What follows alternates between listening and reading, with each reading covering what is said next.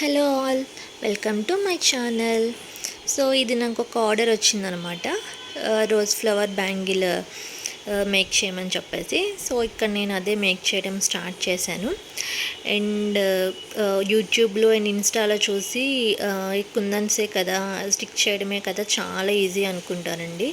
But ఇదైతే చాలా కష్టం ఉంటుంది. ఆ గ్లూతో కానీ చేస్తున్నప్పుడు కానీ అదంతా హ్యాండ్కి అది అంటుకొని, సో అండ్ కుందన్స్ క్వాలిటీ బాగోకపోతే సో చాలా ప్రాబ్లమ్స్ అండ్ పాజిటివ్ ఎంత ఉంటాయో అండ్ నెగిటివ్స్ కూడా అంతే ఉంటాయండి. బట్ మనం ఏంటంటే ప్యాషన్ ఉంటే కనుక మనం అది చేయగలము మనము.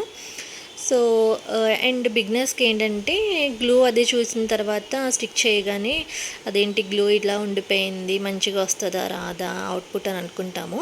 బట్ డిసప్పాయింట్ అవ్వకండి. కొంచెం గ్లూ మీకు ఒక 1 డే అట్లా వదిలేసి అట్లీస్ట్ 8 to 10 hours అలా వదిలేసిన తర్వాత గ్లూ అంతా డ్రై అయిపోయిన తర్వాత మీకు అవుట్పుట్ అయితే చాలా బాగా వస్తుంది. అండ్ కొంచెం పేషెన్స్తో అయితే స్టిక్ చేయాలి స్టార్టింగ్. అండ్ బిగినర్స్ అయితే మాత్రం. సో నాకైతే డ్రై అయిన తర్వాత అయితే లుక్ అయితే చాలా బాగా నచ్చింది. అండ్ నాకు ఆర్డర్ ఇచ్చిన తను కూడా she also very happy. Thank you. Subscribe to my channel.